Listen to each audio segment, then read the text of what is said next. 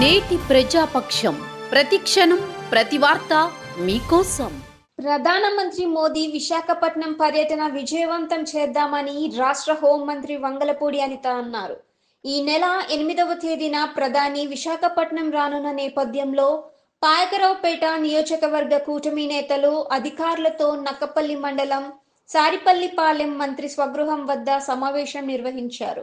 ఈ సందర్భంగా మంత్రి అనిత మాట్లాడుతూ నక్కపల్లి బల్క్ డ్రగ్ పార్కుతో పాటు పలు అభివృద్ధి కార్యక్రమాలను ప్రధానమంత్రి మోదీ శంకుస్థాపన చేయనున్నారని తెలిపారు. రాష్ట్ర అభివృద్ధికి ఎంతగానో దోహదపడతాయన్నారు. 3 సార్లు ప్రధాని అయిన ప్రజాదరణ తగ్గని నాయకులు నరేంద్ర మోదీ అని మోదీ విశాఖపట్నం రావడం మన అందరి అదృష్టమని చెప్పారు. ఎక్కడ ఎటువంటి అవాంఛనీయ సంఘటనలు జరగకుండా ముందస్తుగా జాగ్రత్తలు తీసుకుంటున్నామని తెలిపారు. కార్యక్రమంలో కూటమి నాయకులు, రాష్ట్ర civil supply director Bodapati Shivdatt, Janasena party నియోజకవర్గ ఇన్ఛార్జ్ గెడ్డం బుజ్జి, టీడీపీ మండలం పార్టీ అధ్యక్షులు పెద్దిరెడ్డి చిడిబాబు, నగేష్, అబద్దం, వెలగ సుధాకర్, టీడీపీ, బీజేపీ, జనసేన నేతలు, అధికారులు పాల్గొన్నారు.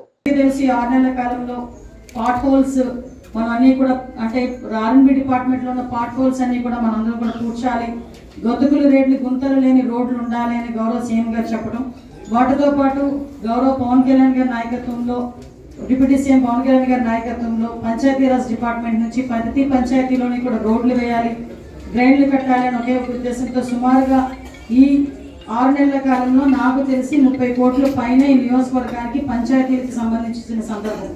అదేవిధంగా గుంతలు రోడ్లు పూడ్చడానికి దగ్గర 4 కోట్ల రూపాయలు. మనకు అడ్ రోడ్ నుంచి కోటవరట్లు వెళ్ళే రోడ్ ఏదైతే ఉందో ఇంచుమించు 24 కోట్ల రూపాయలు ఎన్డీబీలో శాంక్షన్ అవ్వడం, అది ఇమీడియట్గా అది కూడా వర్క్ కూడా స్టార్ట్ అవ్వడం. అదేవిధంగా ఎప్పటి నుంచి 5 సంవత్సరాల నుంచి పెండింగ్లో ఉన్న జల్లూరు బ్రిడ్జ్ కూడా ఈరోజు ఉపయోగంలోకి వచ్చిందంటే అది తిరిగి ఉపయోగంలో రావడానికి 5 సంవత్సరాలు పట్టింది. సో మళ్ళా తిరిగి మన గవర్నమెంట్ వచ్చిన తర్వాతనే జల్లూరు బ్రిడ్జ్ దగ్గర నుంచి మొదలు పెట్టుకొని ఈరోజు రోడ్లు వేసుకోవాలన్నా ఏం చేసుకోవాలన్నా కూడా మనందరం కలిపి చేసుకుంటున్నాం. అత్యధికంగా మనందరికీ కూడా చాలా ఆనందించదగ్గ విషయం. అదేవిధంగా మనందరం కూడా ఈరోజు గర్వంగా చెప్పుకునే విషయం ఏంటంటే లాస్ట్ 5 సంవత్సరాల్లోని కూడా ఎప్పటి నుంచో ల్యాండ్ ఎక్విజిషన్ జరిగే పరిస్థితి ఉంటే అప్పుడు జరగకపోయేసరికి 2014 నుంచి 2018 కాలంలో మన రెవెన్యూ డిపార్ట్మెంట్ వాళ్ళు, అదేవిధంగా కలెక్టర్ గారు అందరూ కూడా సహకరించి సుమారుగా ఆ టైంలోనే ఎకరానికి 18 లక్షల రూపాయలు ఇచ్చి ఆ రోజు ఏపీఎస్ ఎక్విజిషన్ చేసింది.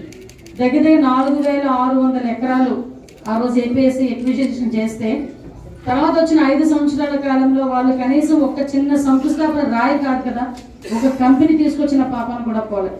కనీసం పెండింగ్ బిల్స్ ఏమైనా ఉన్నాయి వాటిలోనే వేస్తారనుకుంటే ఏమి ముట్టుకోకుండా అలాగే ఉంచారు.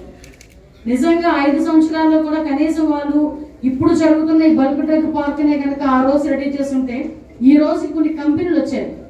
కానీ ఆ రోజు వాళ్ళు చేయకపోవడం వల్ల అంటే ఒకటేంటంటే మనకు రాసి పెట్టి ఉంది, మన చేతుల మీదుగా జరగాలి, మోడీ గారి చేతుల మీదుగా జరగాలి, ఆ పలకలు మన పేరు ఉండాలని రాసి పెట్టినప్పుడు మనం ఎవరైనా ఏం చేయలేం. కాబట్టి ఈ సందర్భంగా అది ఒక అదృష్టంగానే భావించాలి. మనం కూడా 5 సంవత్సరాలు అలా వదిలేస్తే తర్వాత మనం వచ్చిన తర్వాత డే ఫస్ట్ నుంచి కూడా నేను ఎన్నిసార్లు చూశానంటే గౌరవ సీఎం గారు ప్రతి క్యాబినెట్లోని కూడా బల్క్ డ్రగ్ పార్క్ నక్కపల్లి ఉందా లేదా, ప్రతి ఆయన చదివినప్పుడు మొత్తం ఓర్వకల్లో ఒకటి నక్కపల్లి ఒకటి ఈ రెండింటిని కలిపి పర్టికులర్గా చూసా నక్కపల్లి ఉంది. ఆ నక్కపల్లికి ఇచ్చే 4000 ఎకరాలు ఏపీఎస్సీకి సంబంధించి ఈ ఆర్సీ మెటల్ వాళ్ళు, స్టీల్ కంపెనీ వాళ్ళు వస్తే అక్కడికి అంటే కమిట్మెంట్ గురించి నేను ఒక మాట చెప్పాలి. ఇక్కడ ఆ స్టీల్ ప్లాంట్కి సంబంధించి ఆర్సీ మెటల్ వాళ్ళు వస్తే 4000 ఎకరాలు కూడా మాకే ఇచ్చేయండి, మేమే ఎస్టాబ్లిష్ చేస్తాము అన్నారు. అంటే ఆల్రెడీ సెంట్రల్ గవర్నమెంట్ మనకి బల్క్ డ్రగ్కి శాంక్షన్ చేసిన తర్వాత మళ్ళీ వాళ్ళకి ఇచ్చేస్తే కనుక ఒక్కొక్కసారి మన చేతిలోకి వచ్చింది వదులుకుంటే వస్తుందో రాదో దాని గురించి చేతిలో ఉన్నది ఎప్పుడు కూడా వదులుకోకూడదు అని ఒకే ఉద్దేశంతో బల్క్ డ్రగ్ని కూడా కావాలి, ఆర్సిమెంట్లు కూడా కావాలి, వీలైతే అక్కడ ఉన్న ప్రజలను మోటివేట్ చేసుకొని వీలైతే ఏమైనా బ్యాంక్ ఇంకా ల్యాండ్ బ్యాంక్ ఏమైనా కావాలనుకుంటే కనుక మేము ఇవ్వగలమని చెప్పి ఆ రోజు మాట్లాడి బోత్ బల్క్ డ్రగ్ పార్క్ని అదేవిధంగా ఆర్సిమెంటల్ రెండింటినీ కూడా శాంక్షన్ చేసిన ఘనత కూడా గౌరవ సీఎం గారికి దానికి ఈరోజు ఇనాగ్రేషన్ చేయడానికి కూడా ఒకటేంటంటే నేను ఇక్కడికి వచ్చి చేయాలని ఆశించా, అదే ఎన్టీపీసీ ఒకటి ఉంది, ఇక్కడ ఒకటి ఉంది, ఎక్కడో ఒకటి మనం చేస్తారని మనం ఆశించాం. కాకపోతే ప్రధానమంత్రి గారి తాలూకా సెక్యూరిటీ రీజన్స్ వల్ల ఈరోజు విశాఖపట్నంలోని దట్టు రైల్వే జోన్ ఇవన్నీ ఉన్నాయి కాబట్టి విశాఖపట్నంలో పెట్టుకున్నారు. ఈరోజు అక్కడికి మనందరం కూడా వెళ్ళి మన సంఘీభావం కూడా తెలియజేయాల్సిన అవసరం ఉంది. ఎలక్షన్స్కి ముందు మీ అందరికీ కూడా మాట ఇచ్చా, నియోజకవర్గంలో 5 సంవత్సరాలు ఎట్టి పరిస్థితుల్లో కూడా దగ్గర 20,000 మందికి ఉద్యోగాలు ఇస్తాను, ఉద్యోగం లేని పిల్లోడంటూ మన నియోజకవర్గంలో ఉండకూడదని ఆ రోజు మాట ఇచ్చాను. మాట అయితే ఇచ్చేసాను, కానీ ఎలా చేయాలి అని కొంచెం తపన పడ్డాం. ఎందుకంటే మీకు తెలుసు ఈ కెమికల్ ఫ్యాక్టరీస్ వాళ్ళు ఎలా ఉంటారంటే, పెట్టుకోవడానికి మన భూములు కావాలి కానీ ఉద్యోగాలు ఇవ్వడానికి మన వాళ్ళు అవసరం లేదు. వాళ్ళకి పరిస్థితులు ఏంటంటే మన లోకల్ వాళ్ళు అంటారు, రకరకాలైన ఇబ్బందులు ఉన్నాయి. చెప్పడం అయితే చెప్పాను, హామీ అయితే ఇచ్చాను, బట్ దీన్ని ఎలా ఫుల్ఫిల్ చేయాలి అని చెప్పి చాలా ఇబ్బంది పడే సందర్భంలో నిజంగా ఈ 2 కంపెనీస్ నెత్తిన పాలు పోసినట్టే. మనకి ఈరోజు బల్క్ డ్రగ్ పార్క్కి సంబంధించి కానీ, రేపు పొద్దున్న వచ్చే ఆర్సిమెటల్ సంబంధించి కానీ, ఈరోజు మన దగ్గర ఎక్కడ కూడా ఏ పిల్లోడు కూడా ఉద్యోగం లేకుండా ఉండకూడదు అనే ఉద్దేశంతో మనందరం కూడా పనిచేసుకోవడం ఈరోజు. సో ఈరోజు మనమే ఇంకా చుట్టుపక్కల నియోజకవర్గాలకి, చుట్టుపక్కల మన భువనేశ్వర్ గారికి చెప్పా, అమ్మ ఇలాగా సార్ ఆర్సిమెటల్ ఒకటి, బల్క్ డ్రగ్ పార్క్ ఒకటి ఇచ్చారమ్మా, నిజంగా నాకు చాలా ఆనందంగా ఉంది అంటే, అయితే రేపు పొద్దున్న జాబ్ కావాలంటే అనితకి రికమెండ్ చేయాలా, నేను రికమెండేషన్ ఇవ్వాలా, నేను లెటర్ ఇవ్వాలా అని.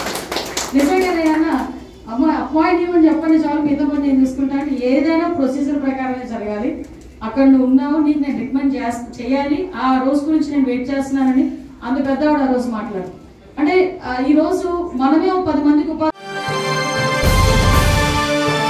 నేటి ప్రజాపక్షం, ప్రతిక్షణం ప్రతి వార్త మీకోసం.